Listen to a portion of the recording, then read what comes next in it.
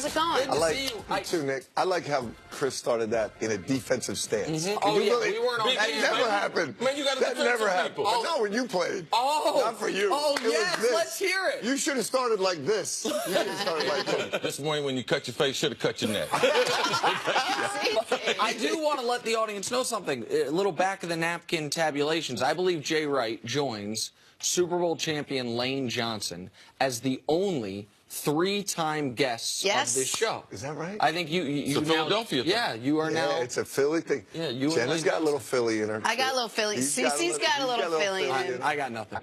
Nick can spell Philadelphia. So, hey, we had Coach. We had Chris Mack, the head coach of Xavier, on a couple minutes ago. In the hallway. He was just talking about what a pathetic program you guys have and how much better Xavier. No, we were talking about the strength of the Big East and how good this conference is to have two of the best teams in the country. Talk a little bit about what it's like playing in this conference. It is. It's really cool. You know, I came up in the old Big East, and I never thought anything could match that. And it's never going to be the same. But where this league is right now, you look at the possibility of maybe 7 teams in the NCAA tournament, and what Chris was talking about is, you know, Xavier and Villanova are ranked, I think, 2 and 3 in the country, but just as important, maybe more, is in the RPI, we're both 2 and 3, which shows the strength of our league, the strength of our out-of-conference schedule. And then, given that, we got beat by the last place team in the league. And so everybody can beat everybody. It's really cool. It's an amazing conference. I mean, we talked with you right before the year, and we talked about it's a good problem, to quote Marlo Stanfield, but it could be a problem that you can't tell these guys going into the year, listen, guys, every game, we're fighting for our tournament lives.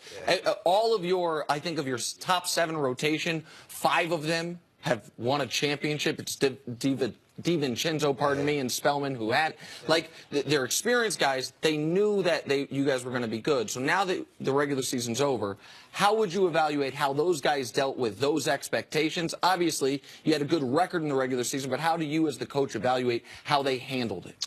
That's exactly what we do, Nick. At the end of the regular season, we look back and say, all right, given everything we went through, you know, these guys have had a lot of success. You know, they're young guys. They deal with a lot of attention. How did we handle it? And I really think they did a great job. We had some times during the middle of the season where we lost Phil Booth, the starter, for a while. We lost Eric Pascal for a while. We had 2 freshmen with broken hands. Now, not as an excuse, I'm saying everybody deals with that, but you just got to look at how we deal with it.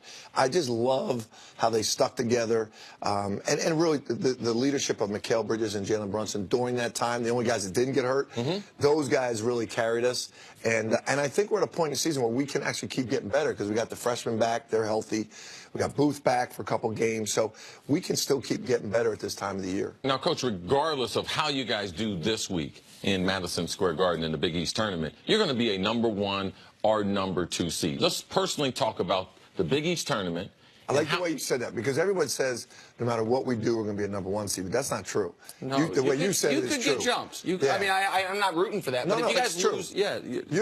No one else says that, and we don't talk about this in our program, but the reality is there's enough good teams that if we could beat in the Big East tournament, we will not be a 1 seed. So thank you for clarifying that. But you've made it important to the program. 2 out of the last 3 years, you've won that Big East. Talk about how important, regardless of the seeding, how important it is to have that tournament championship before you go into the big dance. It's important before the dance because it gives you great momentum, but it's also important for your program.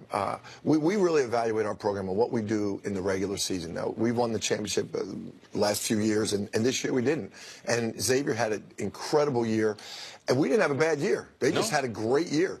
And when you look back at the season, you look at, all right, how did you do over 18 games? And then you get into this Big East tournament, and you're playing against your brethren, right? This is your league. So how do you do in this tight, contested, intense atmosphere? And then the NCAA tournament it's a tournament, man. It's matchups. It's all kinds of things. So how we do in the regular season and this Big East tournament is really how we evaluate our program. All right, I want to follow up on something because it seems to me, I don't know, don't have to be a detective to deduce that you have made it clear to your team, this tournament matters, guys. Yeah. Like you think you're a 1 seed, you're listening to whomever. We are not locked into a 1 seed. And I'm sure what you've also told them is, while even as a 1 seed, you're going to talk about how much, the 16's dangerous, I get that. But we know 2s get beat by 15s. And the different path to winning your regional, it is markedly more difficult as soon as you fall off that 1 line. So I'm sure you're expressing that to the team in conjunction with, and it's great to win a championship. It's great to be able to cut down some nets and say, even though we didn't win the regular season, we won the conference tournament. That's the message you're trying to get across to them this week, or you've been trying to get across to them? No, believe it or not, Nick, we do not talk to them at all about seedings or anything like that. But we talk to them about the importance of this tournament because you're going to play back-to-back different styles, great teams. And then if you can learn to do that in this tournament, when you get to the NCAA tournament, you get 1 day in between.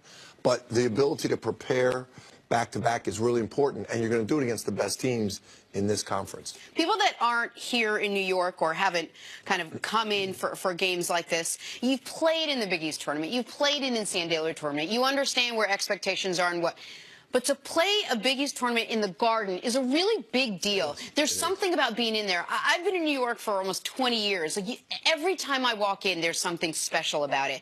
Tell me what it's going to be like when you get there, what the electricity is like, because people show up for this. You just look at across the country. Look at all the tournaments in the top conferences. They all move around their venues. This Big East tournament's been here 30-some years.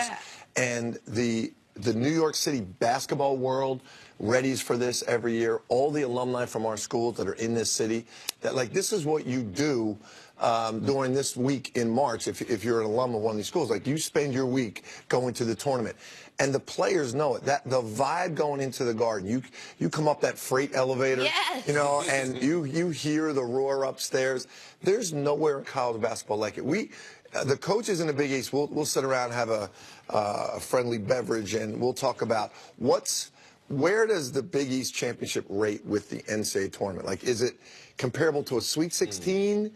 Is it comparable to a Final 8? Because it's so big to all of us because you're doing it at the Garden in New York City.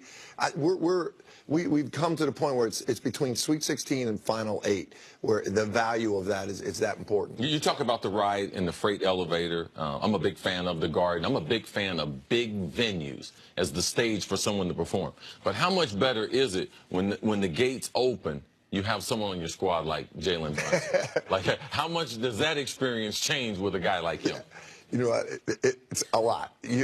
When you go in road games and you have a guy like Jalen who's just the consummate competitor, like there's no one that prepares himself better for a game. There's no one that likes the big stage, likes being in a situation where everyone's against them. So now you take that into a tournament and you take that into Madison Square Garden. As a coach, it gives you great confidence. And we have a saying that one man with courage makes a majority.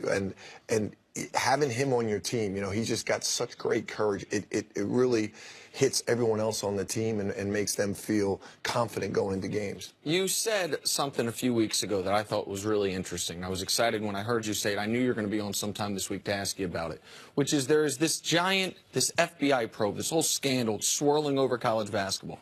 And you said something pointed that you thought you could use as a teaching tool for your players. What do you mean by that? Like, how effectively, what does that actually mean? How can you do that? I learned something myself because I asked them, I said, hey, are you guys following this? They said, yeah.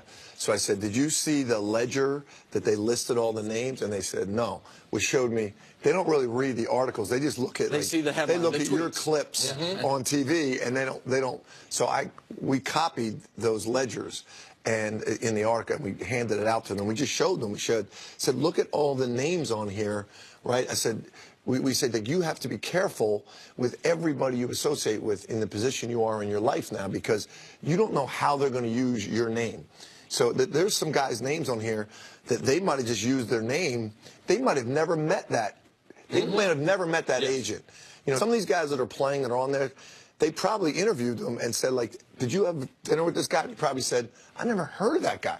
But they used their name because they might have come in contact one time. So a good way for them to learn how careful they have to be with the position they are now in their lives. And also careful as far as knowing what is and isn't okay, because if people see the big headline, $100,000, everyone knows whether that should be allowed or not, it's not allowed. But some of the other stuff, I mean, the kid that, Miles Bridges in Michigan State got caught a $76 dinner tab, like something that I think most college kids like. There's why am I not allowed to say you can buy dinner? Yeah. So how much of your talking with them is saying, guys, even if you're not doing something you know is wrong, like you have to make sure it's not against this very dense, long rule book, that things that might not feel wrong at all. Yeah, you know what, Nick? I don't know how it was when you were in school, but I know even when I was in play, we didn't have compliance people like we do now. We literally have every 2 weeks a compliance officer come in and talk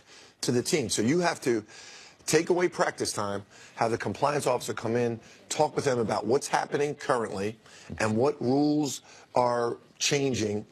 We talk to them about it all the time. And even with that, as you said, they might not realize some guy that, says he's a friend or a cousin from New York that is coming in to go to dinner with them could be connected to an agent. They don't know. So that was my reason for showing them the ledger. Like, you don't know who's using your name to go back to someone else and say, hey, I want money back because I took him out to dinner.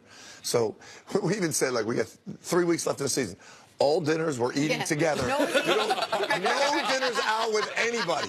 We're eating every meal together. Let's just get through this season and try to figure this all out. The NCAA, we're going to do this one to wrap up. They're looking at making changes.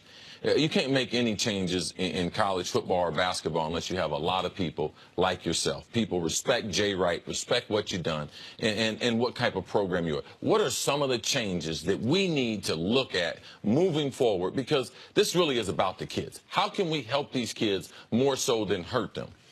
Chris, we could do a whole show on this in the off season. I would do it because I'm trying to concentrate just on the Big East right now. But the one simple thing is we have to make college basketball authentic. The guys that play college basketball have to be guys that want to be in college. The system is set up, and the NBA is responsible for it. The NBA will not allow these guys to come out of high school and go into the NBA or get paid significant amount of money in a G League. A livable wage. These guys that don't want to go to college and want to be paid should be given the opportunity by the NBA to go to the G League and make a fair and reasonable wage for their services, and they should be able to go to the NBA. That way, if they choose to go to college, they should go for 3 years. But we're making these kids go to college that don't want to go, and they know they're going to get paid the next year. But the NBA's rule of not allowing them to come out of high school is forcing college to take them, and now you got guys that don't want to be there. College basketball should be guys that want to be in college for 3 years, and then there should be an avenue for kids that are good enough to get paid right out of high school. We can talk about this for a long time. I know that your brain right now is in the Big East tournament, so come back when everything is said and done and come chat with us again. We wish you all the best of luck. Thank you. These guys will be watching you for a number of reasons, one being I wasn't invited, but I'm going to be there. I'm kidding. Yeah, we will be there. You can catch all the action this week on FS1 and the Championship Game live on Fox. We're back after this. Thank you so much. Thanks, guys. It was fun. They're killing me saying, everybody's saying to me, oh, you're going to be a 1 seed.